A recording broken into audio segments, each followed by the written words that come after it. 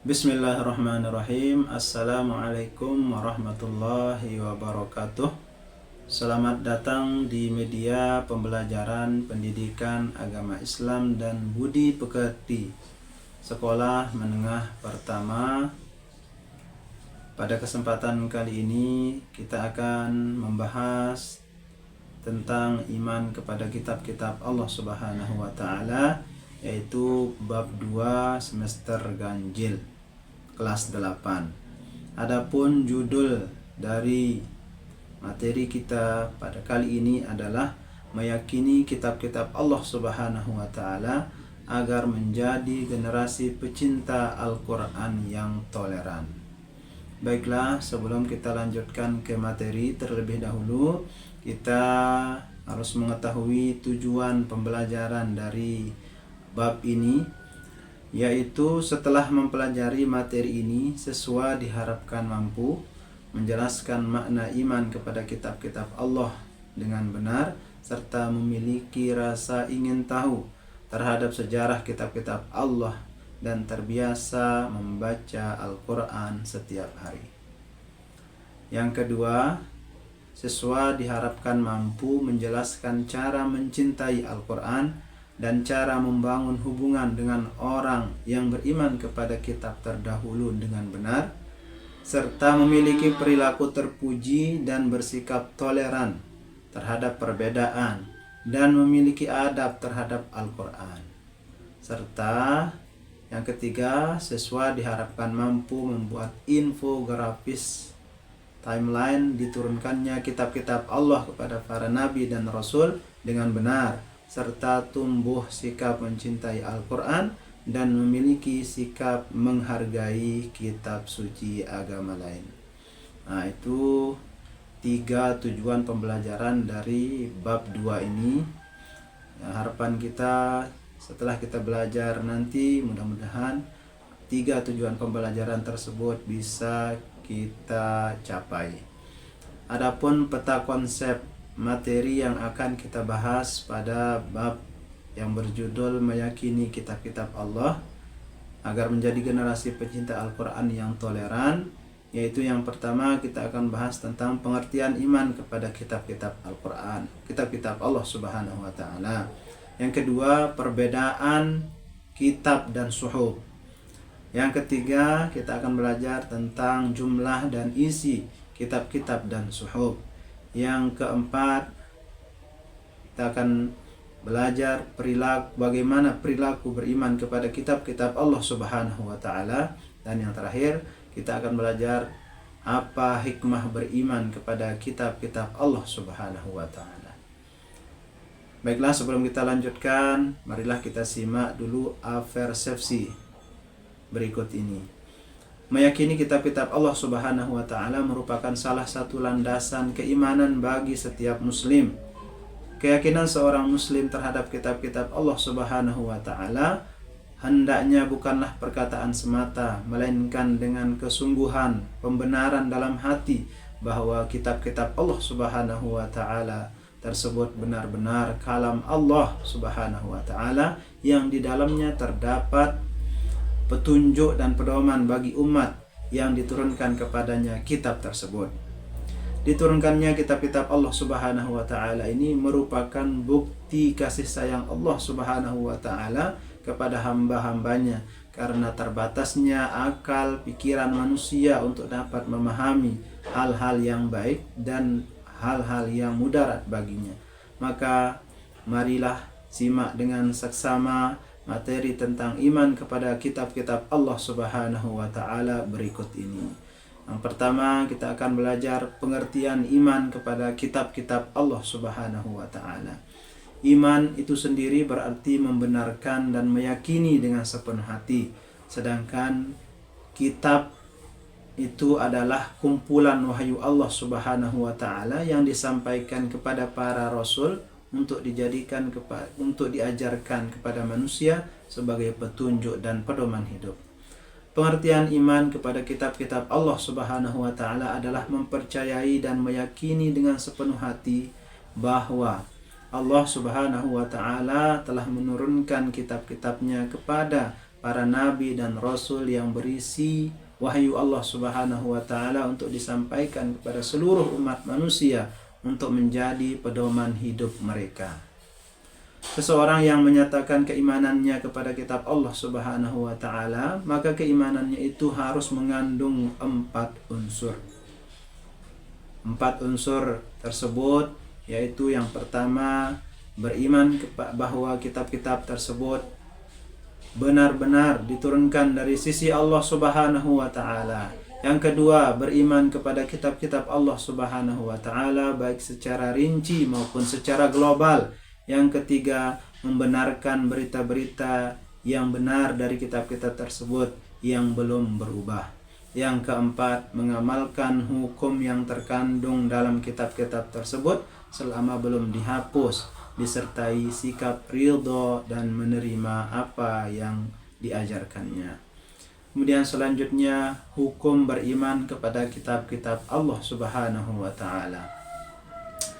Adapun hukum beriman kepada kitab-kitab Allah Subhanahu wa taala adalah fardhu ain. Iman kepada kitab Allah adalah rukun iman yang ketiga.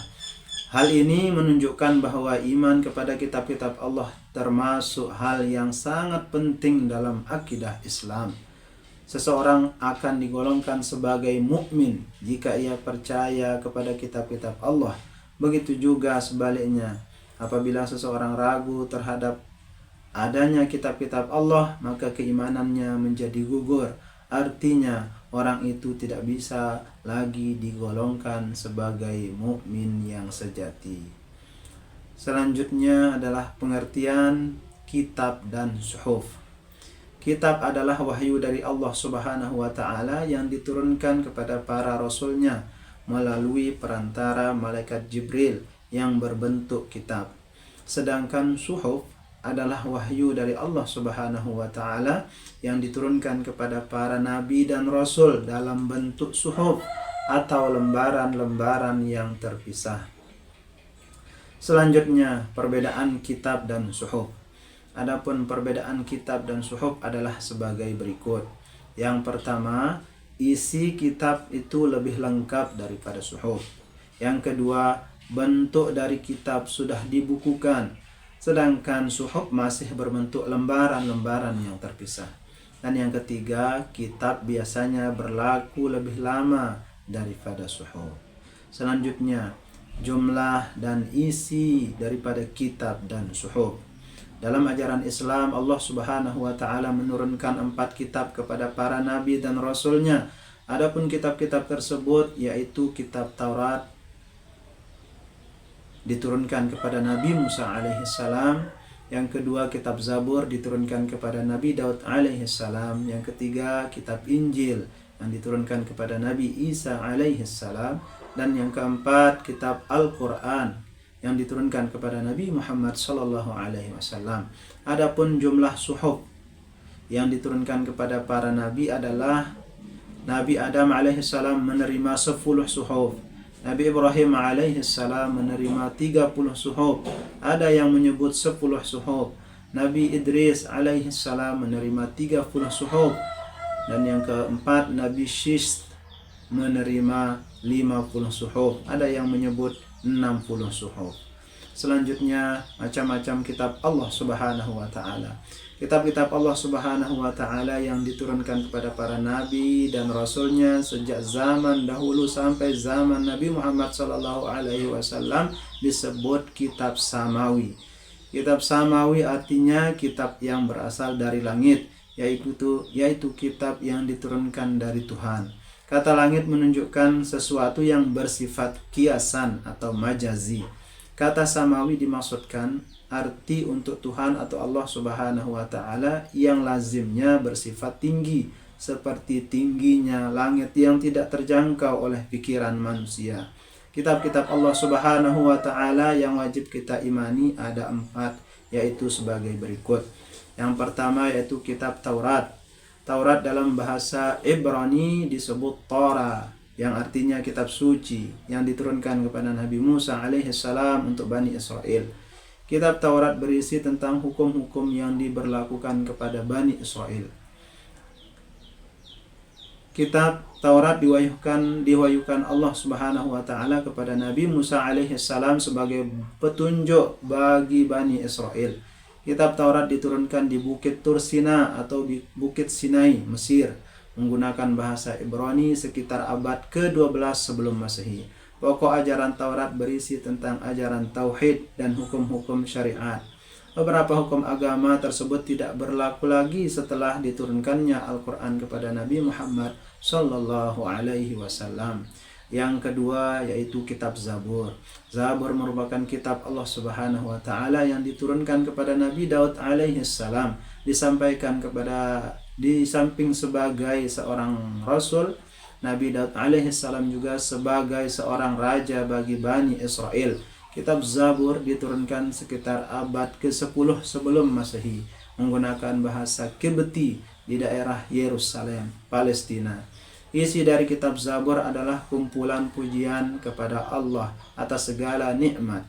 Pokok ajaran kitab Zabur atau Mazmur berisi ajaran untuk berzikir, nasihat, serta hikmah. Di dalamnya juga berisi zikir, doa, nasihat, dan hikmah. Yang ketiga yaitu kitab Injil, di mana Injil berasal dari bahasa Yunani dalam bahasa Arab berarti al-bisyarah yang artinya kabar gembira. Kitab Injil diturunkan kepada Nabi Isa alaihi salam atau Isa al-Masih putra Maryam. Kitab Injil diturunkan sekitar abad pertama Masehi di daerah Yerusalem. Injil diturunkan sebagai pedoman dan petunjuk hidup bagi kaum Bani Israel. Kitab Injil berisi ajaran menyembah Allah dan hidup zuhud, karena pada masa itu orang-orang Yahudi sedang dilanda kerakusan dan ketamakan kepada harta. Adapun pokok-pokok ajaran dalam kitab Injil adalah sebagai berikut. Yang pertama, perintah untuk mengesahkan Allah Subhanahu wa taala. Yang kedua, membenarkan keberadaan kitab Taurat. Yang ketiga, menghapus beberapa hukum dalam kitab Taurat yang tidak sesuai dengan perkembangan zaman. Yang keempat, menjelaskan bahwa kelak setelah Nabi Isa alaihissalam akan datang Rasul terakhir, yaitu Nabi Muhammad sallallahu alaihi wasallam, dan tidak ada lagi Rasul setelahnya. Dan yang keempat, kitab yang keempat yaitu Al-Quran. Al-Quran adalah wahyu atau kalam Allah Subhanahu wa taala yang diturunkan kepada Nabi Muhammad sallallahu alaihi wasallam melalui malaikat Jibril yang menjadi petunjuk bagi umat manusia. Al-Quran adalah kitab suci yang terakhir dan menjadi penutup dan penyempurna dari kitab-kitab sebelumnya. Karena itu Al-Quran adalah kitab yang paling sempurna. Al-Quran tidak diturunkan sekaligus kepada Rasulullah Sallallahu Alaihi Wasallam, melainkan diturunkan secara berangsur-angsur. Dalam satu riwayat, Al-Quran diturunkan selama 22 tahun, 2 bulan, 22 hari. Al-Quran terdiri dari 114 surah, terbagi dalam 30 juz dan 6.666 ayat. Peristiwa turunnya Al-Quran disebut Nuzulul Quran. Wahyu pertama diturunkan pada tanggal 17 Ramadan tahun pertama kerasulan Nabi Muhammad Sallallahu Alaihi Wasallam di Gua Hira. Selanjutnya, pokok-pokok ajaran yang terkandung dalam Al-Quran adalah sebagai berikut.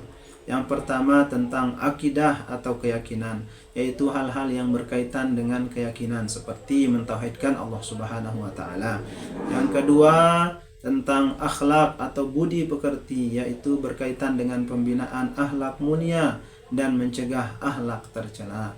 Yang ketiga, tentang ibadah, yaitu penjelasan tentang tata cara beribadah kepada Allah Subhanahu wa taala seperti salat, zakat, dan puasa. Yang keempat, tentang muamalah, yaitu berkaitan dengan tata cara berhubungan sesama manusia. Dan yang kelima yaitu tarikh atau sejarah, yaitu menceritakan kisah-kisah umat terdahulu. Selanjutnya, bentuk wujud kecintaan kepada Al-Quran. Tindakan nyata dalam mencintai Al-Quran antara lain sebagai berikut. Yang pertama, membaca Al-Quran dengan sepenuh hati sehingga mengetahui artinya serta mengamalkan ajarannya. Yang kedua, menyimpan Al-Quran atau menaruh Al-Quran di tempat yang terhormat dan mengetahui adab membawa Al-Quran. Yang ketiga, mengajarkan Al-Quran kepada siapa saja, termasuk menegakkan ajaran Allah Subhanahu wa Ta'ala dan mengagungkan kebesaran Allah Subhanahu wa Ta'ala. Selanjutnya, perilaku beriman kepada kitab-kitab Allah Subhanahu wa Ta'ala. Yang pertama yaitu meyakini bahwa kitab suci Al-Quran merupakan wahyu Allah Subhanahu wa Ta'ala dan bukan karangan Nabi Muhammad Sallallahu Alaihi Wasallam. Yang kedua, meyakini bahwa kitab suci Al-Quran dijamin kebenarannya oleh Allah Subhanahu wa Ta'ala tanpa ada keraguan sedikit pun terhadapnya. Yang ketiga, mempelajari, memahami, menghayati dan mengamalkan isi kandungan Al-Quran. Yang keempat, menjadikan Al-Quran sebagai petunjuk dan pedoman hidup. Yang kelima, berusaha untuk mengamalkan Al-Quran di dalam kehidupan sehari-hari, baik di waktu sempit maupun di waktu lapang. Adapun pembahasan yang terakhir yaitu tentang hikmah beriman kepada kitab-kitab Allah Subhanahu wa Ta'ala.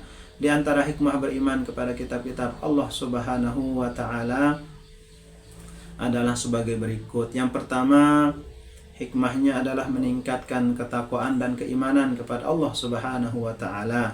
Yang kedua, terdorong untuk lebih rajin beribadah kepada Allah Subhanahu wa Ta'ala. Yang ketiga, menjadikan pola hidup seseorang tertata dan teratur.